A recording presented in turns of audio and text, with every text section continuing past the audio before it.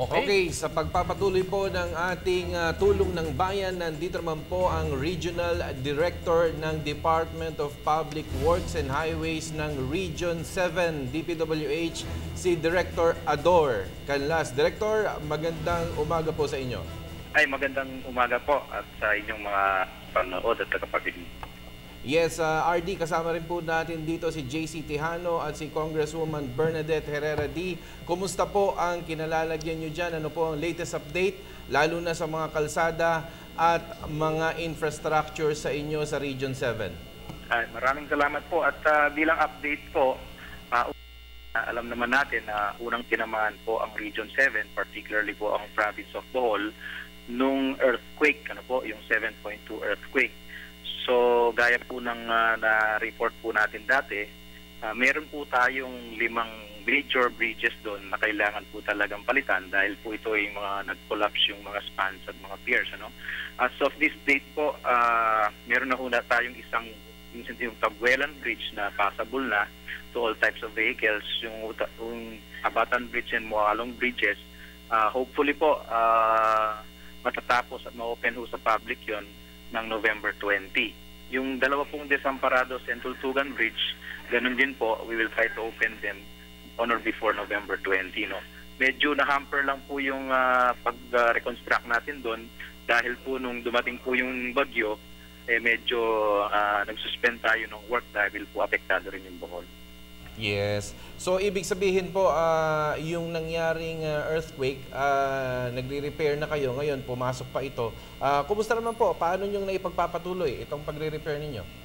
Opo. Nung pong papasok ang Yolanda nung Biyernes, temporarily sinuspend ho natin at sinecure ho natin yung mga bridge materials dahil napakalakas ng bagyong yun.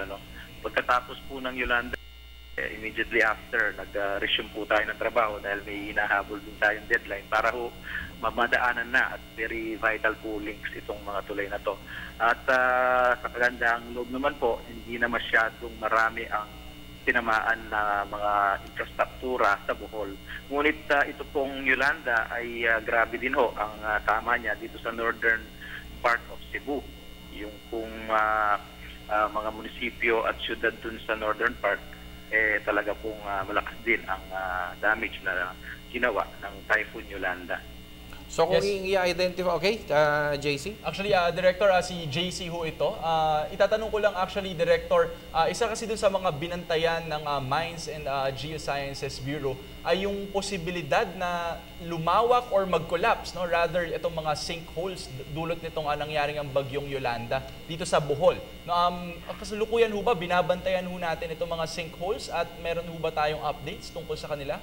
Opo, yun po ay isang malaking konsiderasyon na ginagawa po ng ating mga designers. Although ang ginagawa po natin dito mga temporary bridges lang, pero pagdating po ng reconstruction talaga, ito po ay malaking konsiderasyon kung anong magiging findings ng MGB. Dahil maaring mag-iba ho yung alignment natin, mga roads ho natin, kung sakali hong tatama dun sa sinasabing mga sinkholes ng MGB. So ito po ay i-consider ho ng ating mga designers dahil malaking bagay po na kailangan natin i-consider ito. Director, good morning po. CBH po ito. Nitatanong ko lang, gaano po kalaki ang pinsala sa infrastruktura sa Region 7 ng ating natamo? Doon po sa earthquake... Siguro sa parehong earthquake and Yolanda na, pagsamahin na po natin. Opo, yung doon po sa earthquake pa lang, meron po tayong damage totally po dun sa infrastruktura around 3.5 billion pesos. Kasama na ho yung mga na-damage na daan, mga tulay at mga school buildings and other public buildings na talagang na-damage.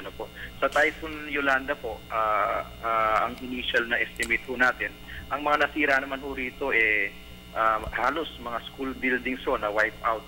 Wala ho talaga magagamit ang ating mga mag-aaral at umaabot ho ng 1 billion mahigit na ho sa initial estimate natin. Ang lang dito, walang masyadong nasira sa ating mga daan at mga tulay doon at na-clear ho natin katapos ng bagyong Yolanda. Nako, maraming salamat po, Director Ador Canlas, mula po sa Region 7 ng DPWH. Maraming salamat. Okay, maraming salamat, Director Canlas.